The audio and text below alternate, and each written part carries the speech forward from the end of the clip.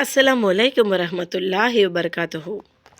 இன்று நபி ஸல்லல்லாஹு அலைஹி வஸல்லம் அவர்கள் கூறிய திக்ரின் சிறப்புகளை காணலாம். தன் இறைவனை நினைவு கூறுகிற மனிதன் மற்றும் தன் இறைவனை நினைவு கூறாத மனிதன் இருவரின் உதாரணம் உயிருள்ளவனையும் மரணமானவனையும் போன்றதாகும்.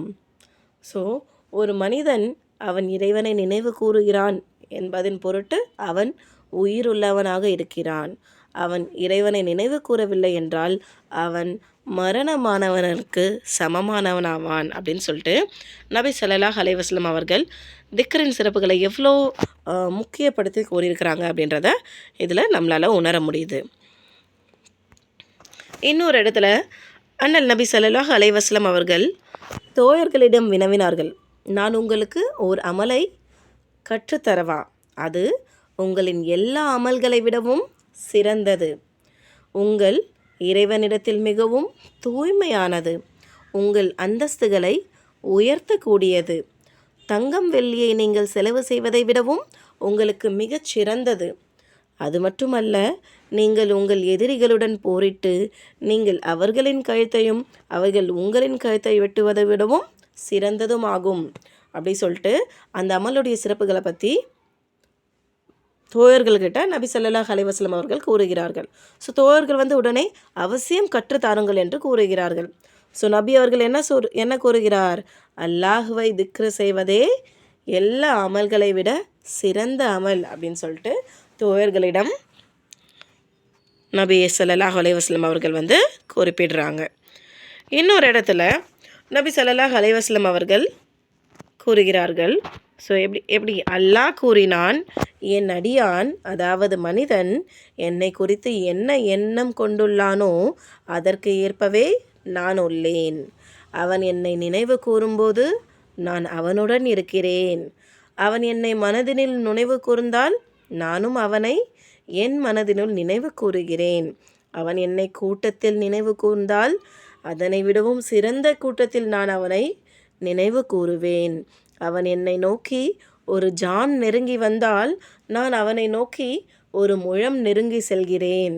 அவன் என்னை நோக்கி ஒரு முழம் நெருங்கி வந்தால் நான் அவனை நோக்கி ஒரு பாதம் நெருங்கி செல்கிறேன். அவன் என்னை நோக்கி நடந்து சென்றால் நான் அவன் பக்கம் ஓடோடி செல்கிறேன். ஸோ எவ்வளோ அழகாக நம்ம ஓரடி அல்லாவை நினைவு கூறுவது திக்ரு செய்வதுக்கு ஓரடி எடுத்து வச்சா அல்லாஹ் நம்மக்கிட்ட 10 மடங்கு அதோட அதிகமாக நம்மக்கிட்ட நெருங்கி வரான் அப்படின்றத எவ்வளோ அழகாக அல்லாஹ் கூறியிருக்கான்னு பாருங்கள். நீங்கள் ஒரு சின்ன படி எடுத்து வச்சாலும் சரி, ஒரு பெரிய படி அந்த படியாக உடனே தொடர்ந்து நம்ம தினமும் அந்த படி எடுத்து வைக்கிறப்ப அல்லாஹ் நம்மக்கிட்ட ஓடோடி வரான். அந்தளவு நம்மக்கிட்ட அல்லாஹ் நெருங்கி வரான் அப்படின்றத எவ்வளோ அழகாக சொல்லியிருக்கிறாங்க பாருங்கள். அடுத்ததில் என்ன சொல்கிறாங்க பார்க்கலாம்.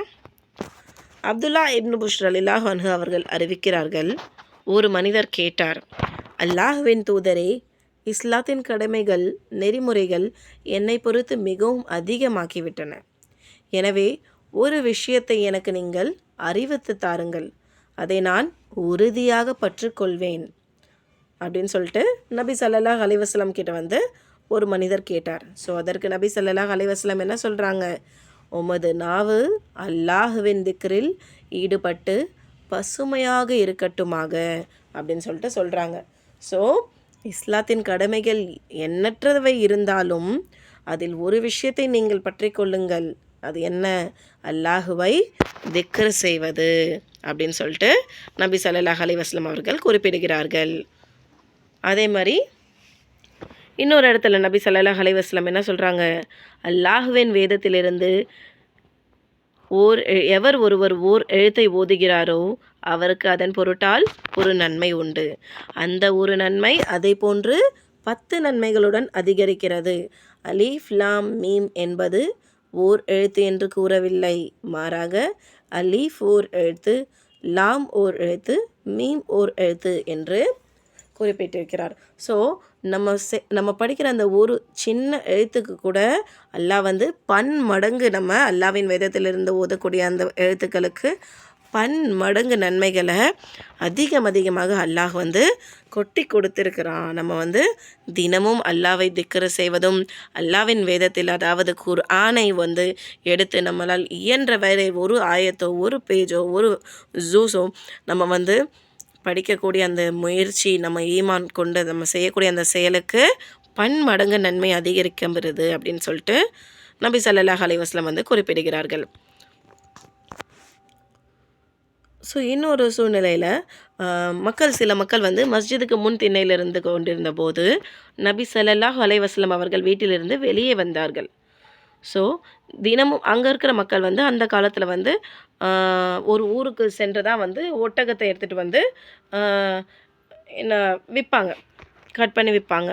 ஸோ அப்போ வந்து நபி ஸல்லல்லாஹு அலைஹி வஸல்லம் என்ன சொல்கிறாங்க, தினமும் ஃபத்ஹாவுக்கு அல்லது அகீக்கிற்கு சென்று அங்கிருந்து பெரிய பெரிய கொழுத்த 2 ஒட்டகங்களை பந்தமுறிவோ பாவமோ இல்லாத வகையில் கொண்டு வருவதை விரும்புபவர் உங்களில் எவரும் உண்டோ அப்படின்னு சொல்லிட்டு கேட்குறாங்க. ஸோ யாராவது வந்து இப்படி போய் ஒட்டகத்தை 2 நல்ல கொழுத்த ஒட்டகத்தை பிடிச்சிட்டு வரதுக்கு ஆசைப்படுறீங்களா அப்படின்னு சொல்லிட்டு கேட்குறாங்க. ஸோ அங்கே இருக்கிறவங்க என்ன சொல்கிறாங்க, அல்லாஹ்வின் தூதரே, நாங்கள் அனைவருமே அதை விரும்புகிறோம் அப்படின்னு சொல்லிட்டு சொல்கிறாங்க. ஸோ அதற்கு நபி அவர்கள் என்ன சொல்கிறார்கள், உங்களில் ஒருவர் மஸ்ஜிதுக்கு சென்று அல்லாஹுவின் வேதத்திலிருந்து 2 வசனங்களை கற்றுக் கொடுக்கவோ அல்லது ஓதவோ செய்யலாமே. அந்த 2 வசனங்கள் எப்படி உங்கள் 2 ஒட்டகங்களை விடவும் சிறந்ததாகும். ஸோ அந்த 2 வசனங்கள் அல்லாஹ்வின் தூதர் வந்து எப்படி கம்பேர் பண்ணி காட்டியிருக்காங்க பாருங்கள். அந்த காலத்தில் வந்து அவங்களுடைய வாழ்வாதாரம் ஒட்டகத்தை எடுத்துகிட்டு வந்து விற்றுட்டுருக்குது. ஸோ அந்த மாதிரி அந்த ஒட்டகத்தை விற்கக்கூடிய அவங்களுக்கு அந்த கஷ்டப்பட்டு அந்த ஒட்டகத்தை விற்று ஏர்ன் பண்ணுறது தான் அவங்களுடைய வாழ்வாதாரமாக இருக்குது. ஸோ நீங்கள் வந்து குர்ஆனை எடுத்து 2 வசனங்கள் ஓதக்கூடுங்க. அதுக்கு ஈக்குவலண்ட்டாக உங்களுக்கு 2 ஒட்டகங்களை உங்களுக்கு கிடைத்த நன்மை வந்து அதை விடவும் சிறந்ததாகும் அப்படின்னு சொல்லிட்டு நபி ஸல்லல்லாஹு அலைஹி வஸல்லம் அவர்கள் கூறுகிறார். 2 மட்டும் இல்லை, நம்ம எத்தனை வசனங்கள் ஓதுறோமோ அத்தனை ஒட்டகங்களை விட அது சிறந்ததுன்னு அப்படின்ட்டு நபி ஸல்லல்லாஹு அலைஹி வஸல்லம் அவர்கள் வந்து குறிப்பிடுகிறார்கள். இன்னொரு இடத்துல நபி ஸல்லல்லாஹு அலைஹி வஸல்லம் அவர்கள், ஒருவர் தாம் அமர்ந்திருந்த இடத்தில் அல்லாஹ்வை நினைவு கூறவில்லை எனில் அல்லாஹ்வின் புறத்திலிருந்து அவன் மீது குறைபாட்டிற்குரியதாக அமைந்துவிடும். ஒருவர் தான் படுத்திருந்த இடத்தில் அல்லாஹ்வை நினைவு கூறவில்லை என்றால் அது அல்லாஹ்வின் புறத்திலிருந்து அவன் மீது குறைபாட்டிற்குரியதாகும். ஸோ நம்ம வந்து எந்த செயலை செஞ்சாலும் அதில் வந்து நம்ம அல்லாஹ்வின் நினைவோடு செய்யணும் அப்படின்றத இந்த இடத்துல வந்து நபி ஸல்லல்லாஹு அலைஹி வஸல்லம் வந்து முக்கியப்படுத்தி காட்டியிருக்கிறாங்க. அதே மாதிரி எந்த ஒரு கூட்டத்தினரும் தங்கள் அமர்ந்திருந்த இடத்தில் அல்லாஹ்வை நினைவு கூர்ந்திடாமல் தங்கள் நபி மீது ஸலவாத்தும் சொல்லாமல் இருப்பார்களானால் அது அவர்கள் மீது நஷ்டத்திற்குரியதாகவே அமைந்துவிடும். பிறகு அவன் நாடினால் அவர்களை வேதனையில் ஆழ்த்துவான், அவன் நாடினால் அவர்களை மன்னிப்பான்.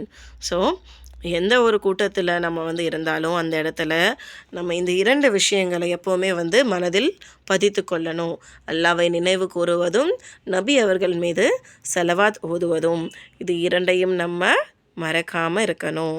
ஸோ இனிமேல் வந்து ஒரு நாளும் வந்து நம்மளுடைய தினமும் நடக்கக்கூடிய எல்லா செயல்களை போல் நம்ம வந்து அல்லாஹ்வை நினைவு கூறுவதும் நபி அவர்கள் மீது ஸலவாத் ஓதுவதும் கொஞ்சம் கொஞ்சமாக விடாமுயற்சியோட நம்ம திரும்ப பயிற்சி செஞ்சு அதை நம்மளுடைய வாழ்க்கையில் கொண்டு செல்லலாம்.